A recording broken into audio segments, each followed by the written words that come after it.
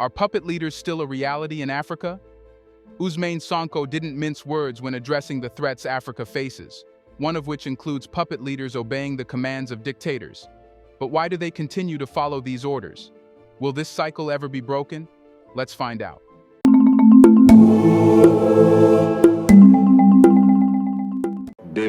What brings us together today is the vision of 2050 for Senegal and the outcome of a long struggle that began a little over 10 years ago in the absence of malgovernance, injustice, and arbitrariness within the administration.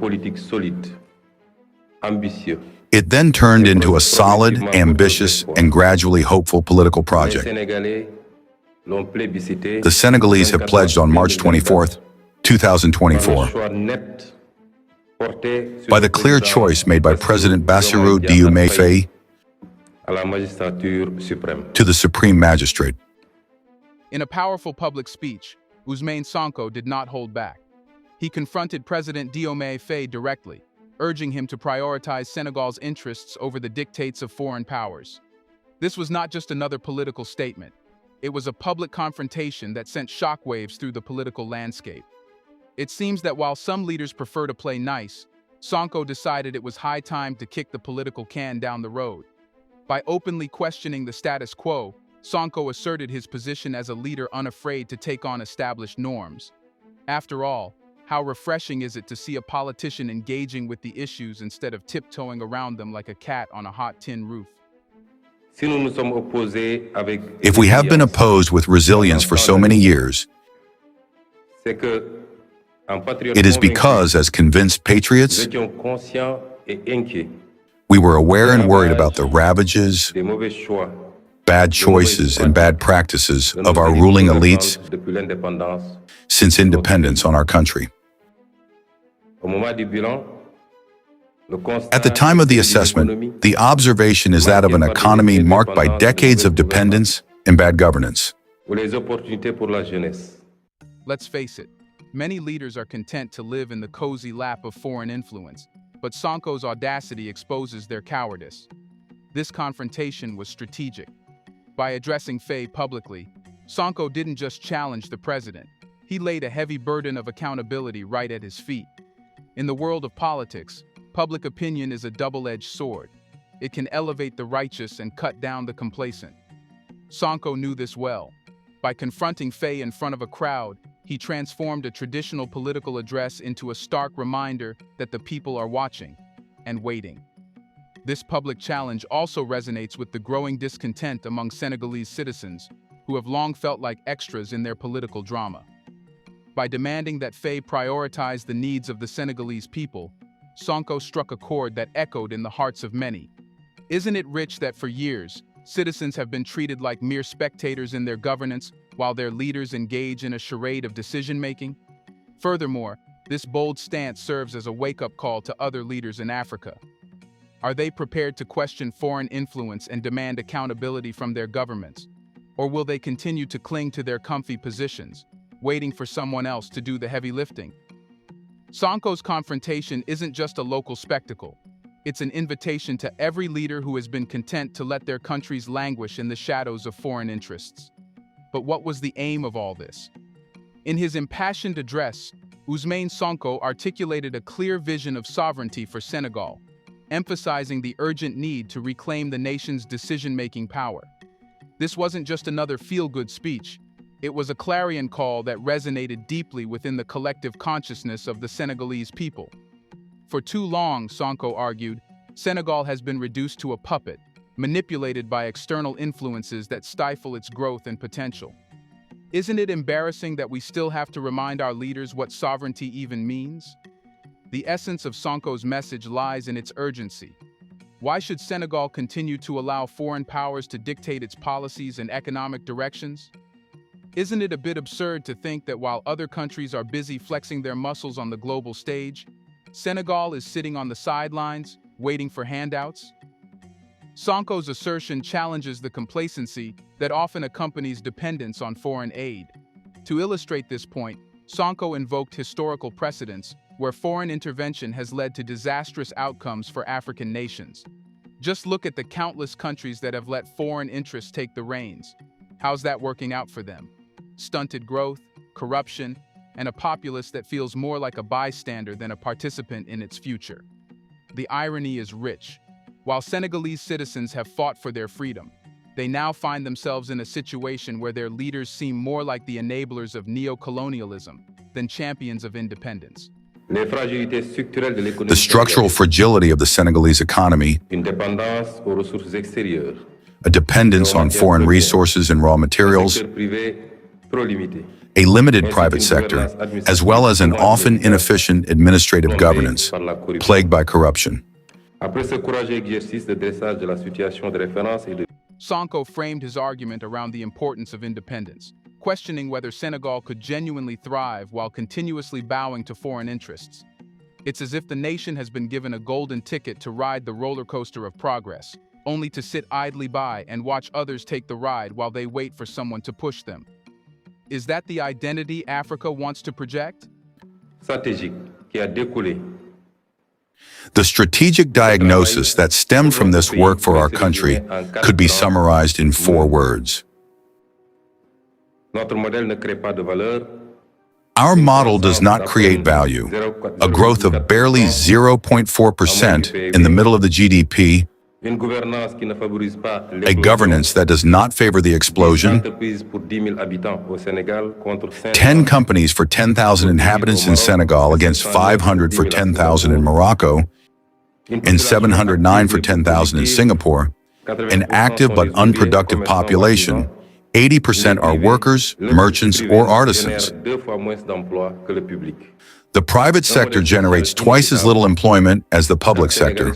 An unfair social model, 4 Senegalese out of 10 are poor, and in the human development industry, we are ranked 169th out of 192.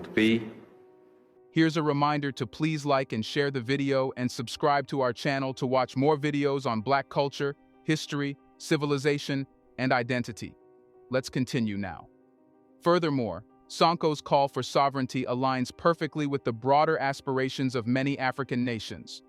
The narrative of self-determination has gained momentum across the continent, as leaders and citizens alike finally recognize the importance of reclaiming their narratives.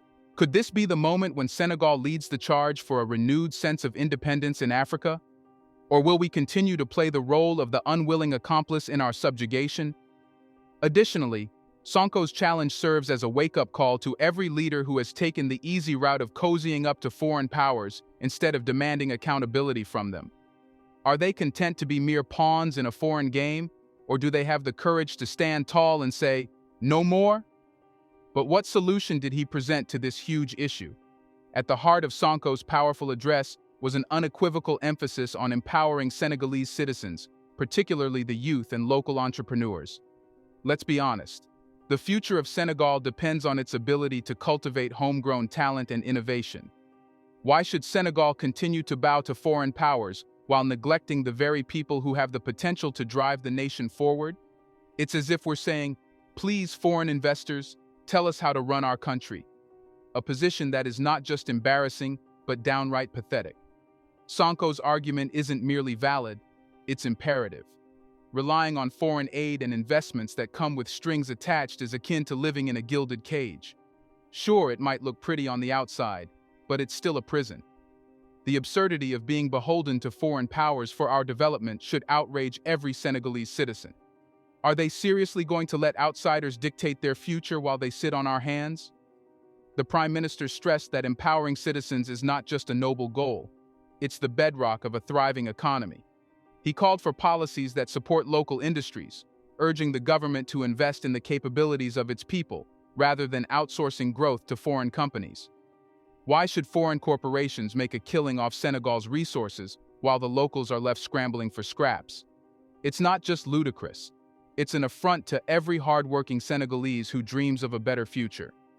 Imagine if Senegal's young entrepreneurs were given the tools and resources to succeed instead of being ignored in favor of foreign interests?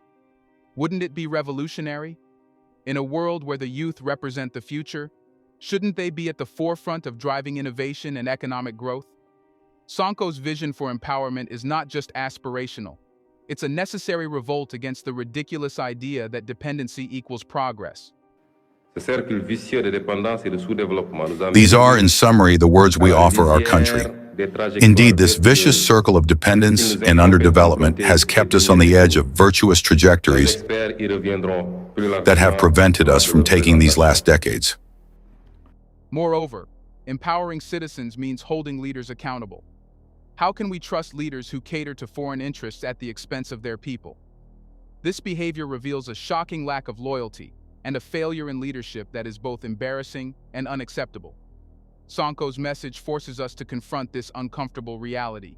Our leaders must prioritize the needs of the Senegalese people and reject the notion that they are simply puppets in a foreign game.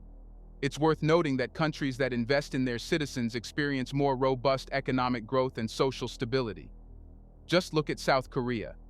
They didn't build their economy by asking for handouts. They invested in their people and prioritized local innovation. So why should Senegal accept anything less? But don't the leaders understand it? What makes them so blind? When Ousmane Sonko speaks of sovereignty, he isn't just throwing around buzzwords. He's digging deep into the historical context that has shaped Senegal's current political landscape. And let's not kid ourselves. This history is as rich as it is painful. Senegal has fought tooth and nail for its independence, only to find itself caught in the snare of neo-colonialism, where foreign powers continue to meddle in its affairs. It's almost comical if it weren't so tragic that the struggle for autonomy still looms large, like a bad sequel that nobody asked for. Sonko's rhetoric serves as a stark reminder of the sacrifices made for freedom. Did we think that waving a flag on Independence Day would magically erase the scars of colonial rule? The irony is palpable. While Senegalese citizens have endured hardships and made sacrifices to achieve self-governance, they now find themselves tethered to foreign interests. Isn't it utterly ridiculous that while the world has moved on, some leaders still act like they're playing a game of political chess with their countries as the pawns?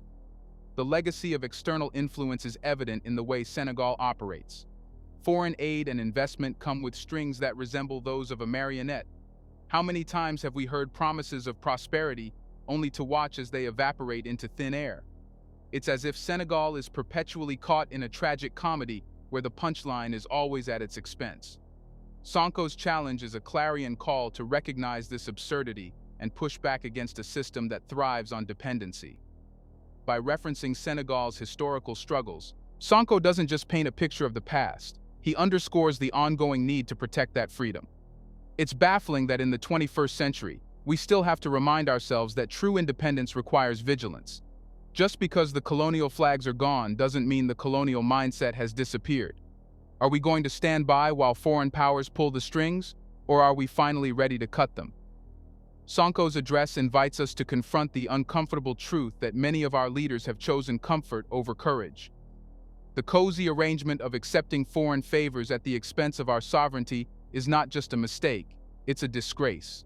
It's time for Senegal to stand up, look in the mirror, and ask, do we want to continue being the back of a global joke, or do we have the guts to rewrite our story? What can one learn from his speech, and especially what can leaders learn? Ousmane Sonko's passionate rhetoric did more than just rattle a few cages.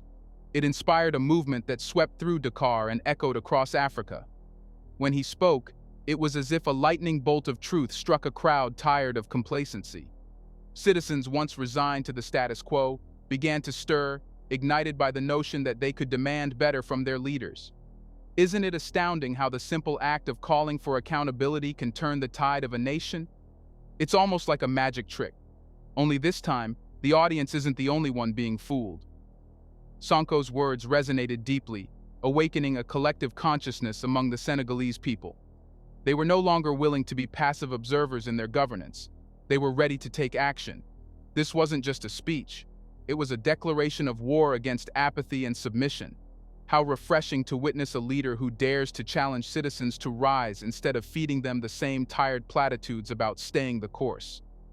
The absurdity of past complacency is hard to ignore. For far too long, citizens have stood by as foreign powers pulled the strings, while their leaders played along like well-trained puppets. Sonko's address struck a nerve, prompting discussions about governance and accountability that had been relegated to whispered conversations in corners and cafes. Isn't it ironic that it takes a bold leader to remind us that we have every right to demand transparency from those in power? Moreover, Sonko's call to action was not just limited to Senegal. It resonated throughout the continent. His passionate plea for self-determination echoed in the hearts of citizens across Africa, who have also grown weary of being pawns in someone else's game. Other nations watching from the sidelines must have thought, if Senegal can shake off the chains of external influence, why can't we? Could this be the catalyst for a continent-wide movement toward reclaiming agency and sovereignty? Sonko's message empowered citizens to engage in discussions about their rights and responsibilities. They started to realize that the power to shape their future lies not just in the hands of politicians, but within themselves. How deliciously ironic it is that the very leaders who have basked in foreign accolades may now find themselves on the receiving end of a public that has finally awakened to their power. The times are changing, and the question is whether our leaders will keep up or become relics of a bygone era. Now the question is, what if his advice is acted upon? What change can it even bring? In his address, Ousmane Sonko didn't just talk about sovereignty. He painted a vivid picture of a thriving Senegal, one where local industries flourish, innovation is celebrated, and citizens actively participate in governance. His vision is not merely a fantasy, it's a necessary blueprint for a nation ready to break free from the shackles of dependency. Why should Senegal continue to cling to the crumbling promises of foreign aid when a brighter future lies within its grasp? Sonko's assertion that Senegal must invest in its people instead of relying on foreign handouts is not just a nice idea, it's a revolutionary stance. Imagine a Senegal where local entrepreneurs, rather than faceless foreign corporations, drive economic growth. This is not just a dream, it's a potential reality that could turn the country into a beacon of self-sufficiency in a world that often treats African nations like economic playgrounds for the wealthy. Isn't it laughable that we've let ourselves be defined by foreign interests instead of by our own rich resources and innovative minds? Moreover, Sonko challenged President Faye to listen to the voices of the citizens. We can no longer be spectators in our own country, he asserted, and rightly so. The absurdity of letting foreign powers dictate our policies is something we should all find appalling. How many times have we heard foreign entities tout their expertise while the local population suffers the consequences of their so-called wisdom? It's time for Senegal to say, thank you, but no thanks, to the endless parade of foreign consultants who come in with grand plans that often end up benefiting only themselves. Sonko's vision extends far beyond economic growth. It encompasses a holistic approach to governance that prioritizes sustainability, local involvement, and accountability. This isn't just a pipe dream, it's a formula for success that other nations would be wise to adopt. Why should we settle for mediocrity when we have the opportunity to create a model that others might envy? As he spoke, it became abundantly clear that Sonko's message transcends borders. His plea for self-determination resonates with the struggles of nations across the continent. Other African leaders should take note. The time for empty rhetoric is over. The challenge is simple. Either rise to the occasion or risk being left behind in the annals of history. Do you think he spoke the truth? Will we see any change after his speech? What is in a local's hands to do? Let us know in the comment section. Do you think they can bring change? Do you want to watch more videos like this one? If so, subscribe to our channel and press the bell icon next to it. We have decided to bring videos on something nobody talks about: the Black culture, civilization, history, and evidence about how glorious Blacks have been. Thanks for watching, and until the next video, stay tuned.